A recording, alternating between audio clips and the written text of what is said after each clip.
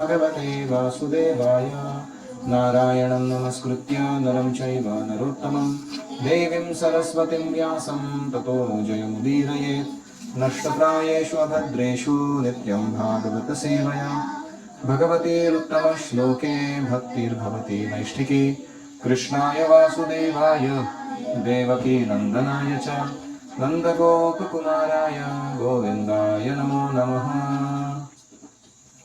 हरे कृष्णा। हम पढ़ रहे हैं श्रीमद् भागवतम अध्याय 5वां पहले स्कंध का श्लोक संख्या 40। त्वमपि अदभ्र अश्रुत विश्रुतं विभो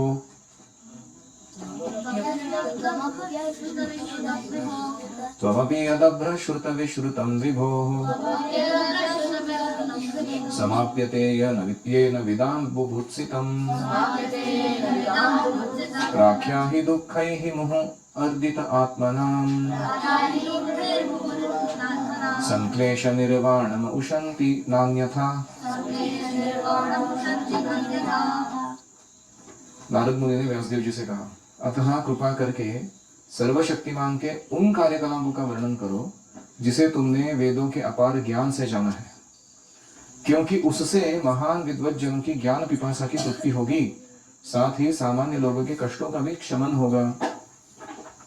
जो भौतिक दुखों से सदैव पीड़ित रहते हैं, निस्संदेह इन कष्टों से उबरने का कोई अन्य साधन नहीं है।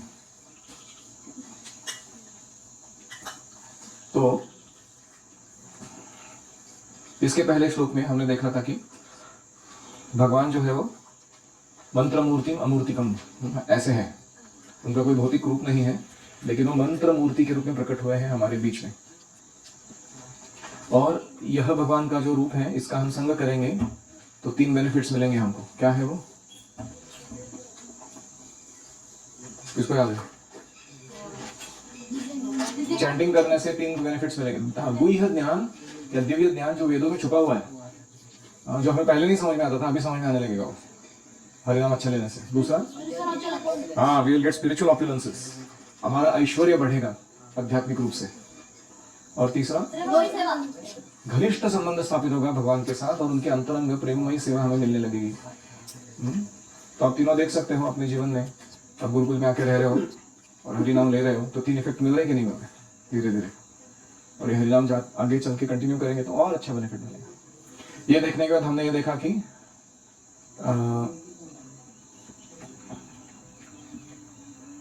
आज के श्लोक में हम देख रहे हैं श्रुत विश्रुतम विभो हो, विशाल वैदिक साहित्य से सुना हुआ जो ज्ञान है, जो भगवान को प्रकट करा देता है, उसे आप विदाम यानी विद्वान लोगों के लिए और दुख ही मुहु अर्दितानाम यानी दुखों से बारंबार पीड़ित होने वाले सामान्य जनों के लिए, दोनों के लिए प्राख्या ही वर्णन कर दो। यानी भागवत का वर्णन ऐसा है जो ज्ञानवान है, भौतिक दुखों से थोड़ा ऊपर उठा हुआ है, लेकिन उसको आध्यात्मिक टेस्ट अभी तक पूरा नहीं मिला है, उसको रुचि दे प्रदान करता है भगवान के बारे में सीधा वर्णन जो होता है वो भागवत का।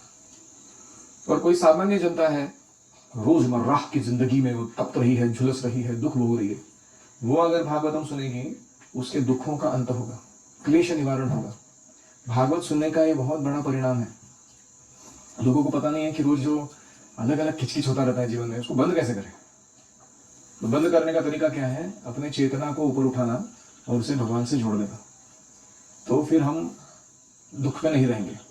जैसे कोई समुद्र में अगर गोते खा रहा है, डूब रहा है, उसको कितना भी पट्टी का तैरने वाला हो, अच्छा स्विमिंग आता हो, कितना देर तैरेगा वो, अंत में डूबेगा ही ना समुद्र में। लेकिन अगर उसको एक बोट मिल जाए और उस बोट के ऊपर उसको सवार कर दिया जाए, क्या उसको रोज उठ के हाथ पैर मारने पड़ रहे हैं सिर्फ तैरने के लिए? नहीं, इज बॉयंट, वो ऑलरेडी डूब नहीं रहा हो अपने आप। ऐसे ही भौतिक जगत में फंसे हुए जो लोग हैं, कृष्णों से घिरे हुए, क्या है वो श्लोक? भवजलधिगतानां द्वन्द्ववाताहतानां सुतदुहितृकलत्रताण भारार्दितानां विषम विषयतो ये मज्जतामप्लवानां भवति शरणमेको विष्णुपूतो नराणां भवजलधिमगाधं दुस्तरं निस्तरेयं कथमहमिति चेतो मास्मगा कातरत्वं सरसिजदृशि देवे तारकी भक्तिरेका नरकभिर्निषण्णा तारयिष्यत्यवश्यं तो ये 2 श्लोकों में राजा कुलशेखर कहते हैं, मुकुंदमाला स्तोत्र का ये बहुत फेमस है। वो कहते हैं कि भव जलधि गतानाम, ये भव सागर में फंसे हुए लोगों का हालत कैसा है। द्वंद्व वात आहतानाम, ला बड़े बड़े वेव्स आ रहे हैं द्वंद्वों के जीवन में, सुख दुख मान अपमान गरीबी अमीरी, मार रही है उसको। वो ऑलरेडी तैरने का ट्राई कर रहा है, उसके ऊपर ऐसे वेव्स आते हैं कि वो डुबा ही देते उसको बार बार। द्वंद्व वात आहतानाम सुत दुहित्रु कलत्र त्राण भार अर्दितानाम, इस जगत में हर गृहस्थ परेशान है, अपना बेटा बेटी पत्नी परिवारजन, उनका त्राण यानी उनका रक्षा करने में जो मेहनत लेना पड़ता है, अर्दितानाम मतलब डिस्ट्रेस्ड, उसकी हालत खराब है। तो देखो एक ऐसा जल है भव जलधि जिसका कोई अंत पार नहीं है, उसमें द्वंद्व रूपी वेव्स आके मार रही है कि उसको, उसके बीच में उसको वेट कैरी करना पड़ रहा है। किसका? तैरते समय खुद ना डूबे, ऊपर से सुत दुहित्रु कलत्र, इनको भी चला रखना है अस्तित्व में ठीक से। ऐसा कोई कहेगा ठीक है थोड़ा प्यास लगेगा तो पानी पी लेगा ना आदमी, इतना पानी है उसके आजू बाजू। विषम विषय तो ये विषम विषय तो ये मतलब क्या है? क्या बड़ा एनालॉजी दिस इज। मैंने फर्स्ट टाइम वो लाइन सुना था मैं पागल हो गया था एकदम। ये विषय तोय यानी संसार रूपी इस समुद्र का जल विषयों से बना हुआ है, सेंस ऑब्जेक्ट्स जो लगते हैं कि हमें आनंद प्रदान करेंगे सुख देंगे, लेकिन वो विषम विषय तोय है। यानी जैसे खारा पानी होता है ना, लगने में पानी दिखता है, पीने पे कैसा लगता है? प्यास बुझती नहीं, बढ़ती है वापस। ऐसा ये भौतिक संसार के विषयों का हालत है।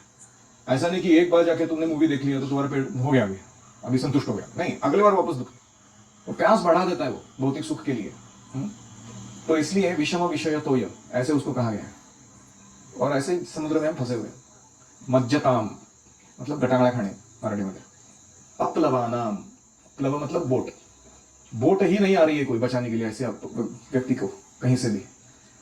तो भवती शरणम एको, एक ही शरण है ऐसे व्यक्ति के लिए। विष्णु पोतो नराणा, भगवान विष्णु रूपी जो नाम है, उनका नाम, उनके भक्त, उनकी आध्यात्मिक संस्था इस्कॉन रूपी, यहाँ भगवान के कथा का वर्णन भागवत जैसा। ये क्या है? पोत, पोत मतलब बोट। ये बोट में तुम अगर सवार हो जाओगे, शरणम एको, तुम तर जाओगे। ये सारा जो वेट उठाने का मार खाने का सब सिलसिला बंद हो जाएगा। तुमको ऐसा लगेगा कि भौतिक जगत में रहते हुए भी विश्वम पूर्णम सुखायते, हाँ त्रिदश पूर्ण आकाश पुष्पायते। तो ये जो वर्णन है वैष्णवों को अनुभव जो आ रहा है ये वास्तविक है। तो ये क्या कह रहे हैं? 2 प्रकार के लोग हैं, एक है ज्ञानी टाइप्स, एक है डिस्ट्रेस्ड टाइप्स। आर्तो जिज्ञासु, अर्थार्थी, ज्ञानी। तो आर्तो अर्थार्थी को एक कैटेगरी में डाल दो, क्लेश में फंसे हुए लोग, और जिज्ञासु और ज्ञानी को दूसरे कैटेगरी में डाल दो। दोनों के लिए क्या अच्छा है? भागवतम। जो ज्ञानियों की आस है हायर टेस्ट प्राप्त करने की, आसानी से मिल जाएगी।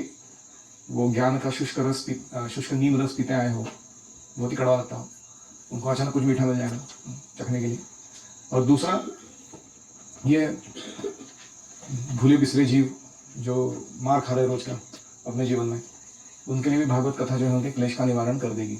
संक्लेश निर्वाणम मतलब सारे तापों का शमन कर देगी ये भागवत कथा। उशंती, ये भागवत कथा सुनने से ही वे अपने क्लेशों में से निकल पाएंगे, न अन्यथा। दूसरा कोई मार्ग नहीं है, न अन्यथा। इसलिए पहले भी हमने देखा था, सायं प्रातः गुणन भक्त्या दुख ग्रामात् विमुच्यते। जो कोई भागवत कथा को सुबह शाम सुनता है वो दुख ग्राम मतलब मटेरियल वर्ल्ड का नाम है ये। दुख ग्राम मतलब गांव जहां दुख मिल रहा है दुख मिलने की जगह, दुख ग्रामात् विमुच्यते, उधर से निकल जाएगा वो। तो अभी प्रभुपाद जी लिखते हैं, नारद मुनि अपने पर्सनल अनुभव से बता रहे हैं, प्रमाणित कर रहे हैं, भौतिक कर्म की सारी समस्याओं का समाधान परमेश्वर की महिमा को दूर दूर में प्रसारित करने में है। मतलब हमको 2 काम करने हैं, एक है कि कृष्ण कथा अच्छे से श्रवण करनी है भागवत के रूप में, और फिर जाके उसको सुनाना है, दूसरों को प्रसारित करना है। अगर ये हम काम करेंगे हमें भौतिक कर्म करने की जरूरत नहीं पड़ेगी। It's practically true. आप देखिए हमारे संस्था में जितने भी अच्छे भागवत कथाकार हैं, practically speaking, even if they want to work for their material life to earn money and run their family, they don't get time to do so. Why? इनके पास इतने इन्विटेशंस हैं देश भर में, देश विदेश में प्रचार करके कथा करने के लिए, कि उनके घर में वो कम रहते हैं और घूमते फिरते प्रचार करते हुए लोग उनका सब प्रसाद देख रहे हैं, ट्रांसपोर्टेशन देख रहे हैं, उनका रहने का व्यवस्था देख रहे हैं, सब कुछ अच्छा चल रहा है एकदम उनके जीवन में, क्योंकि उनसे कथा सुनने में ही लोगों का क्लेश निवारण हो रहा है। तो एक भक्त बता रहे थे, ऐसे ही गृहस्थ भक्त थे, वो प्रचारक थे, डेडिकेटेड एकदम। उनको किसी ने प्रश्न पूछा कि हरे कृष्णा करके पेड़ भरता है तुम्हारा? तो उन्होंने बोला भरता नहीं, फूटता है इतना खाने को मिलता है प्रसाद बोल नहीं सकते उसका वर्णन। बता रहे थे कि मेरे घर में मैं कम रहता हूँ, हमारे घर में चूल्हा नहीं चलता, वो कितने महीनों चलता नहीं, क्योंकि हम दोनों पति पत्नी प्रचार कर रहे हैं, बाहर घूमते रहते हैं, काउंसलिंग, ट्रेनिंग, टीचिंग प्रोग्राम्स अलग अलग। और उसमें होता क्या है कि जहाँ जाते उधर लोग इतना खिलाते हैं हमको ना बोलने पर भी खिलाते। प्रभु जी बहुत दिनों के बाद आए हैं, ऐसा कैसे छोड़ सकते हो उनको? बोलना पड़ता है कि भाई प्लीज खिचड़ी दे दो ये सब पंच पकवान नहीं चाहिए तुम्हारे। और वो कह रहे थे कि हमारे घर में जगन्नाथ जी है, उनको तो कोई भूख दिखाना चाहिए, इसलिए जबरदस्ती हम कुकिंग करते हैं, नहीं जरूरत है तो भी भगवान को खिलाने की। तो ये वास्तविकता है कि अगर कोई भागवत कथा का प्रचार प्रसार करने में जुड़ जाएगा, उसका बॉडी मेंटेनेंस भगवान देख लेंगे। तो इसलिए we should first and foremost remember that we are devotees, we are servants of Krishna. Then we should remember that we are preachers, हम प्रचारक हैं, missionaries. Then we can remember that we have other things to do in life. और ये priority रखने पर आप देखोगे कि आपका व्यक्तिगत जीवन में आपको कोई कमी भौतिक रूप से नहीं होगी। तो प्रभुपा जी वो 4 प्रकार के सज्जन और 4 प्रकार के दुर्जनों की श्रेणियां बताते हैं भगवद गीता से, और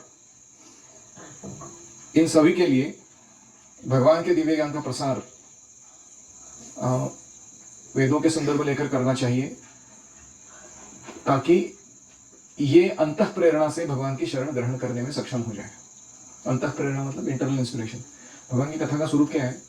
आपको लोगों को दादागिरी करने की जरूरत नहीं पड़ती। कथा क्या करती है? ईगो को बाईपास करके लेसन्स दे देती है। अगर मैं तुम्हारे सामने आके तुम्हारे नाक पे उंगली रख के बोलूंगा, अहंकारी पुरुष, माया में फंसा हुआ है तू, माया ने मार मार के कचूमर कर दिया तेरे जीवन का, फिर भी सुधर नहीं रहा है तू, सरेंडर, भगवान को शरणागति दिखा, हरिनाम ले, अपने आप को शरणा समझना बंद कर। तो ऐसे में अगर प्रचार करूंगा, आप लोग मेरे को जूते चप्पल मार के भगा दोगे, बोले ये होता कौन है मेरे को शरण सिखाने वाला लेकिन मैं कथा सुना देता हूँ। कोई कालिया दमन दिला, ये कालिया कितना अहंकारी था और वो अपना टेरिटरी लेके बैठा था। कृष्ण ने जब उधर एंट्री मारा तो उसको कैसा लगा कि अरे ये कौन आ गया है मेरे अथॉरिटी को चैलेंज करने के लिए। इधर ये किसकी कथा चल रही है? ये हमारी कथा चल रही है। हाँ, कालिया हम ही है, वो हमारा अहंकार बैठा हुआ है। हम नहीं चाहते भगवान को शरणागति दिखाना, लेकिन कथा क्या करती है? हमारी ईगो को बाईपास करके लेसन प्रदान कर देती है, और व्यक्ति खुशी से वो लेसन को स्वीकार करके अपने जीवन बदलने को तैयार हो जाता है। इसीलिए वो बोल रहे नारद मुनि कि भगवान की कथा का संदेश का प्रचार आप कर दो, लोगों को अंतः प्रेरणा होगी कि मुझे अपना जीवन बदलना है। बाह्य प्रेरणा से ज्यादा बदलते नहीं लोग, देखा ना आपने? हर माता पिता को अनुभव है, उन्होंने बहुत ट्राई किया आपके साथ, सब कुछ ट्राई किया उन्होंने आपको घर पे सुधारने का एक्सटर्नली। साम दान भेद दंड, 3 चीज करते ना पेरेंट्स, रोको टोको और ठोको, सब करके देखा उन्होंने, ये सुधरता है क्या वो सब करके? रोको मतलब गड़बड़ कर रहे तो उसको नियम कानून में बांध दो, टोको मतलब फिर भी नहीं सुनता तो बार बार नैग करो उसको। मम्मी बोलती है ना कितनी अकल है, तो उसको टोको बोलते हैं उसको, और फिर वो सुनते नहीं तो ठोको एक थप्पड़ वाले बोलते सुनता है कि नहीं। अभी ये सब करने का भी हम वैसे ही है, वो सैंपल हमारा, हम ज्यादा कुछ सुधरते नहीं है। फिर उसके बाद फिर वो बोलते हैं भैया हमसे तो हो नहीं रहा है, गुरुकुल के शिक्षक के पास भेजो, वो अच्छा कथा सुनाएंगे, इसका ईगो थोड़ा ट्रांसफॉर्म होएगा, फिर उसको अच्छी बात समझ में आने लगेगी, और ये ट्रांसफॉर्मेशन हम खुद देख पाते हैं अपने जीवन में। क्यों ऐसा ट्रांसफॉर्मेशन? क्योंकि यहाँ आप बैठ के हरी कथा सुन रहे हो। That is the power of stories, very powerful. तो नारद मुनि ने देखा था कि व्यासदेव के पास क्या कैपेसिटी है। उन्होंने वेदांत सूत्र जैसा ग्रंथ लिखा है, सारे वेदों का निचोड़ लेके एक एक छोटे छोटे सूत्र में सब कुछ भर दिया। लेकिन समस्या क्या है? वो सूत्र, वेदांत सूत्र सब ज्ञानी लोग ही समझ सकते हैं, हमारे रघुनंदन जैसे। जन सामान्य जो है हमारे जैसे, उनको कुछ पल्ले नहीं पड़ता, वो सोचते कि क्या है ये सब, क्या करना है इसका। तो अभी वो सूत्र को समझाने के लिए उन्होंने कथाएं लिखी, भगवान की लीलाओं का वर्णन दिया, वो भागवत है। और वो भागवत पढ़ते पढ़ते पढ़ते सारा वेदांत सूत्र का अथर टू इति ज्ञान व्यक्ति को प्राप्त हो जाता है। तो law book versus case study, तो लॉ बुक कौन सा है? वेदांत सूत्र। केस स्टडी कौन सा है? भागवत है। ऐसा ये दोनों का कॉम्बिनेशन है। तो मेरा इच्छा है कि कभी मैं आपको वेदांत सूत्र भी पढ़ाऊं, लेकिन फिलहाल आप भागवतम पढ़ रहे हो, थोड़ा ध्यान से दीजिएगा अटेंशन।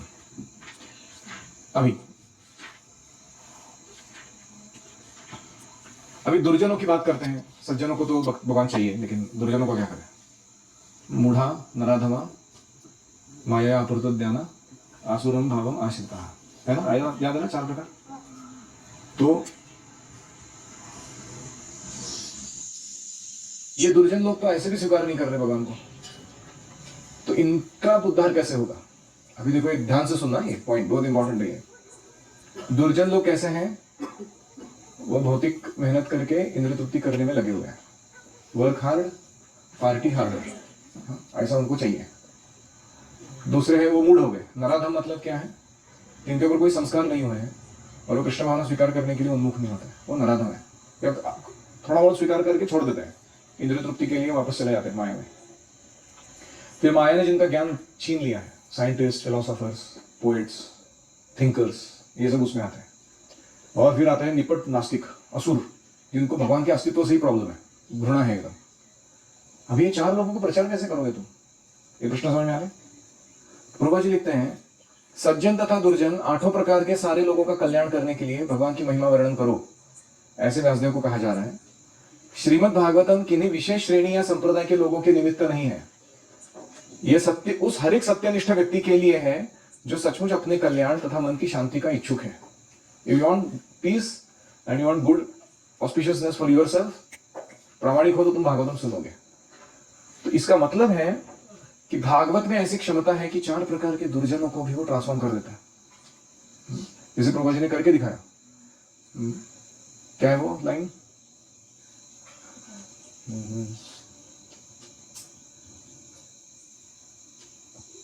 कि होले बुझाबो तारा कथा, एग्जैक्ट लाइन याद नहीं आ रहा।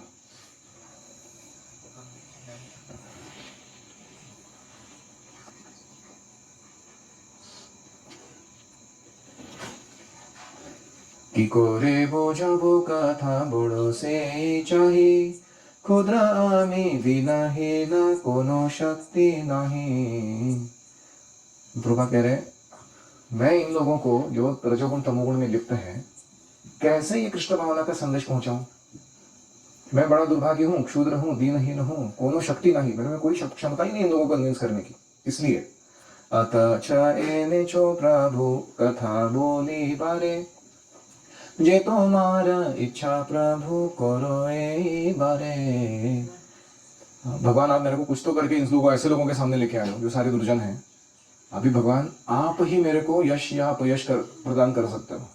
मतलब क्या है? कथावाचक के रूप में हमें यह सोचना है कि मैं कथा नहीं बोलूं, मैं वो बोल रहा हूं जो भगवान मुझसे बुलवाना चाहते हैं। इस भावना से अगर कोई कथा कहेगा दुर्जनों के बीच में जाकर, तो भगवान उनके हृदय में बैठे हुए हैं, वो उस वक्ता की प्रामाणिकता के कारण इनकी प्रामाणिकता को बाईपास करके, अप्रामाणिकता को, सॉरी, इनसिंसियरिटी को बाईपास करके उनका हृदय परिवर्तन करा कर देंगे।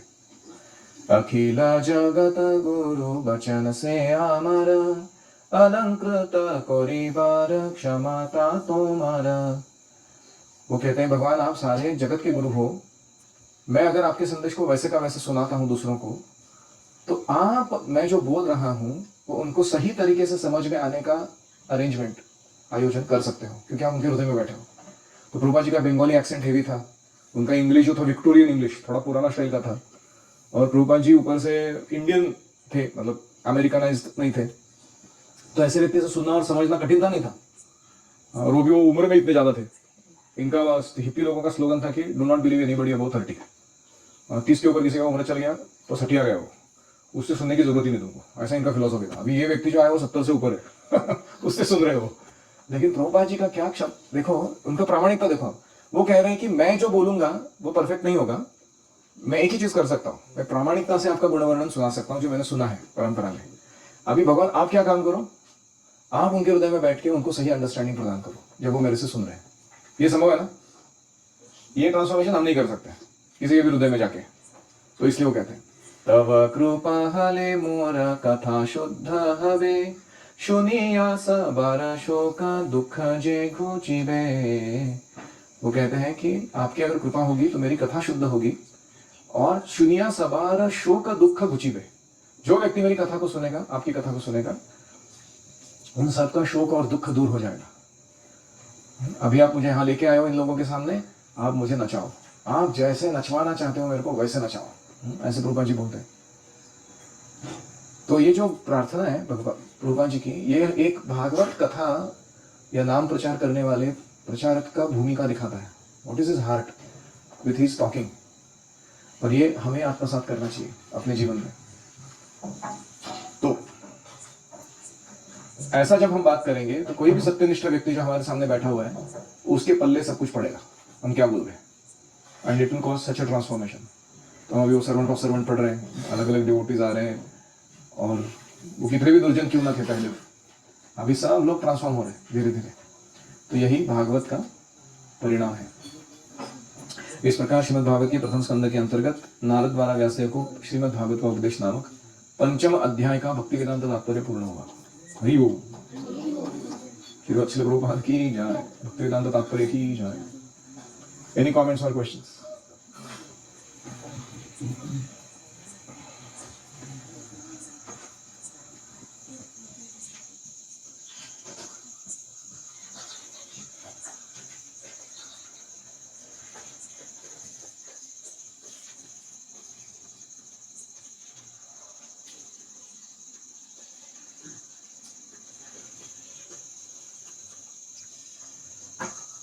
No questions?